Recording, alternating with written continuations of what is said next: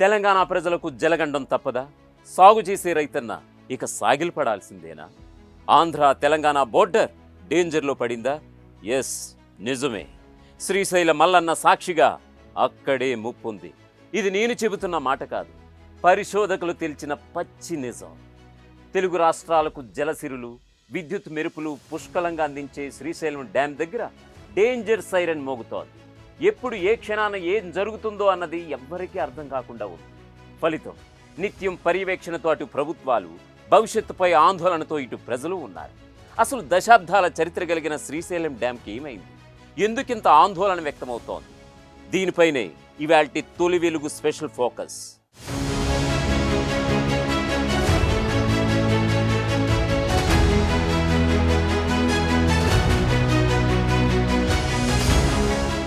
Srisailam dam కింద భారీ గొయ్యి ఏర్పడింది. ఒకప్పుడు పోటెత్తిన వరదల కారణంగా శ్రీశైలం డ్యాం పరిస్థితి ఆందోళనకరంగా ఉంది. ఒకవేళ ప్రమాదం ఉన్న ఫలంగా ఉద్భవిస్తే మాత్రం నష్టంపై అంచనాలు వేయలేం, అంత దారుణంగా ఉండబోతోంది. డ్యాం కింద ఉన్న మరిన్ని సాగునీటి ప్రాజెక్టుల పరిస్థితి కూడా డేంజర్లో ఉన్నట్టే. అసలు ఎందుకు ఈ గొయ్యి ఏర్పడింది?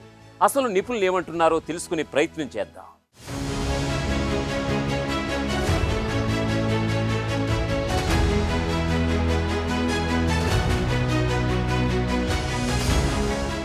శ్రీశైలం డ్యాం ఒకప్పటి ఉమ్మడి కర్నూలు జిల్లాకు చెందిన ప్రాంతం. ఎత్తైన కొండలు, దట్టమైన అడవులు ఒకవైపు, 12 జ్యోతిర్లింగాలు, అష్టాదశ శక్తిపీఠానికి చెందిన మల్లన్న భ్రమరాంబిక అమ్మవార్ల పుణ్యక్షేత్రం మరొక వైపు. ఇలాంటి ప్రకృతి రమణీయతల మధ్య జలజలా పారే కృష్ణానదిపై తెలుగు రాష్ట్రాల ప్రయోజనార్థం నాటి ప్రభుత్వాలు శ్రీశైలం డ్యాం కట్టాయి. దీని పనుల నిర్మాణం 1960లో ప్రారంభించగా డ్యాం పూర్తికి సుమారు 20 ఏళ్లు పట్టింది. 1980 జూలై 26న ప్రారంభమైంది శ్రీశైలం డ్యాం. నల్లమల కొండల్లోని లోతైన లోయలు, సముద్ర మట్టానికి 980 అడుగుల ఎత్తులో దీన్ని నిర్మించారు. శ్రీశైలం డ్యాంకు దిగువన నాగార్జున సాగర్, పులిచింతల, ప్రకాశం బ్యారేజీలు ఉన్నాయి. శ్రీశైలం డ్యాం బహుళార్థ సాధక ప్రాజెక్ట్. నీటిపారుదలతో పాటు పవర్ హౌస్ కూడా ఉంది. అయితే 4 దశాబ్దాలకు పైగా తెలుగు రాష్ట్రాల ప్రజలకు జీవనాడిగా ఉన్న ఈ శ్రీశైలం ప్రాజెక్టుకు ఇప్పుడు ముప్పు ఏర్పడిందన్న వాదన బలంగా తెరపైకి వచ్చింది.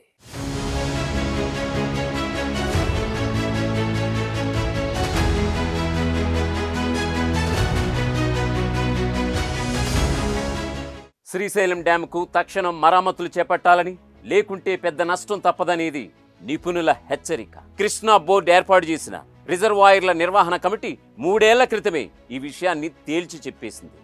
డ్యాంకు ఎక్కడెక్కడ మరమ్మతులు అవసరమో, నిధులు ఎంత ఖర్చు అవుతాయో అన్నది కూడా నివేదిక రూపంలో ఇచ్చింది. NDSA, national dam safety authority, ఈ అధికారులు కూడా శ్రీశైలం డ్యాం యొక్క పరిస్థితిపై పూర్తి స్థాయిలో సమీక్షించి పలు సిఫారసులు కూడా చేశారు. మరొక వైపు తాత్కాలిక మరమ్మతులకు టెట్రా ప్యాడ్స్ను వినియోగించాలని తెలంగాణ డ్యామ్ సేఫ్టీ కమిటీ సైతం సూచించింది.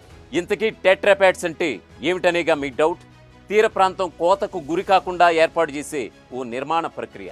వాస్తవానికి ఈ టెట్రా ప్యాడ్స్ ప్రస్తుతం ముంబై సముద్ర తీర ప్రాంతం కోతకు గురి కాకుండా వాడుతున్నారు.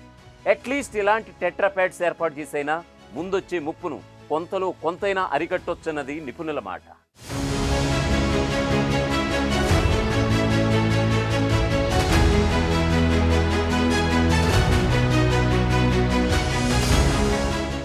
రెండు తెలుగు రాష్ట్రాలకు అత్యంత కీలకమైన శ్రీశైలం డ్యాం భద్రతపై నేషనల్ డ్యామ్ సేఫ్టీ అథారిటీ తీవ్ర ఆందోళన వ్యక్తం చేస్తోంది. ఇటీవలే డ్యాం ఎగువ దిగువ ప్రాంతాల్ని పరిశీలించిన NDSA శ్రీశైలం డ్యాం భద్రతపై కీలక వ్యాఖ్యలు చేసింది. డ్యాం పరిరక్షణ కోసం ప్రభుత్వాలు చూపుతున్న శ్రద్ధపై తీవ్ర అసంతృప్తి వ్యక్తం చేస్తోంది. Srisailam dam plunge pool, concrete, steel cylinder drums దెబ్బతిన్నాయని, దీని వెంటనే మరామతులు చేపట్టాలని నాడు జగన్ ప్రభుత్వానికి కేంద్ర బృందం లేఖ కూడా రాసింది. అయితే గత వైసీపీ ప్రభుత్వం శ్రీశైలం డ్యాంను పట్టించుకోలేదని, గతంలో నిపుణుల నివేదికను సైతం మాజీ ముఖ్యమంత్రి జగన్ నిర్లక్ష్యం చేశారన్నది కేంద్ర ఉన్నతాధికారుల ఆరోపణ.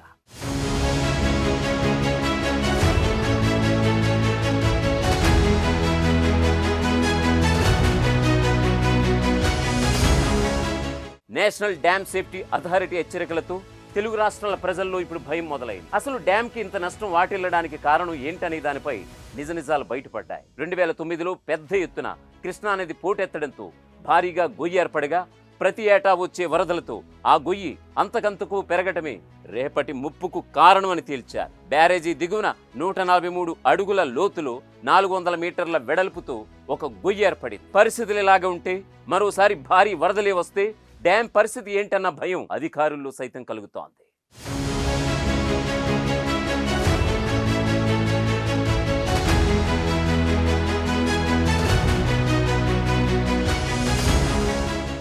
శ్రీశైల జలాశయం తెలంగాణ, ఏపీలకు జీవనాడి. వర్షాకాలంలో నిల్వ సామర్థ్యం 215 టీఎంసీ. వేసవిలో నీళ్లు అడిగంటిన సమయంలో దాదాపు 130 టీఎంసీలు నిల్వ ఉంటాయి. విద్యుత్ సరఫరాలో ఈ ప్రాజెక్ట్ 2 రాష్ట్రాలకు కీలకంగా ఉంటూ వస్తోంది. ఏపీ వైపు 770 మెగావాట్లు, తెలంగాణ వైపు 900 మెగావాట్ల జల విద్యుత్ ప్రాజెక్టులు కూడా ఉన్నాయి. శ్రీశైలం డ్యాం భద్రత ప్రశ్నార్థకమైతే అక్కడి ఉన్నటువంటి విద్యుత్ కేంద్రాలు, దిగువన ఉన్న నాగార్జున సాగర్, పులిచింతల, ప్రకాశం బ్యారేజీల పరిస్థితి కూడా ఏంటన్నది ఎవ్వరూ చెప్పలేకపోతున్నారు. 14 లక్షల క్యూసెక్కుల స్థాయిలో కృష్ణానది పోటెత్తినా దిగువకు నీటిని విడుదల చేసేలా శ్రీశైలం డ్యామ్ను నిర్మించారు. అయితే 2009లో 25 లక్షల క్యూసెక్కుల వరద ఉప్పెనలా రావడంతో డ్యాం గేట్ల దిగువన స్పిల్ వే సమీపంలో ఒక పెద్ద గొయ్యి ఏర్పడింది. నేషనల్ ఇన్స్టిట్యూట్ ఆఫ్ ఓషనోగ్రఫీ ఈ గొయ్యిపై బాథిమెట్రిక్ సర్వే కూడా చేపట్టింది. 143 అడుగుల లోతు, 400 మీటర్ల వెడల్పుతో గొయ్యి ఉందని తేల్చింది కూడా వాళ్లే. ఆనకట్ట పునాది కన్నా లోతులో ఈ గొయ్యి ఉందని నిర్ధారించారు.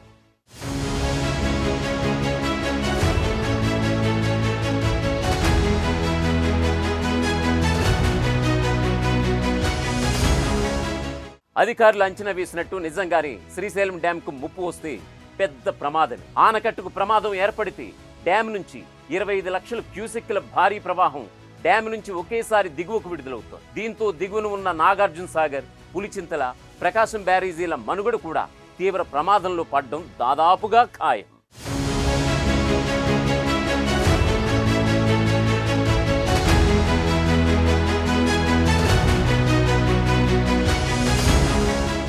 రెండు తెలుగు రాష్ట్రాలకు బహుళ ప్రయోజనాలను అందించే ప్రాజెక్ట్ నిర్వహణ పరిధి మాత్రం ఏపీ ప్రభుత్వానిదే. దీనిపై ఇప్పుడు తెలంగాణ ప్రభుత్వం నుంచి ప్రశ్నల వర్షం కురుస్తోంది. నేషనల్ డ్యామ్ సేఫ్టీ అథారిటీ ఇచ్చిన సిఫారసులు అమలు చేయాలని ఏపీని కోరుతున్నారు తెలంగాణ జలవనరుల శాఖ అధికారులు. వీలైనంత త్వరగా స్పందిస్తే ఇరు రాష్ట్రాలకు మంచిదని వారు గుర్తు చేస్తున్నారు.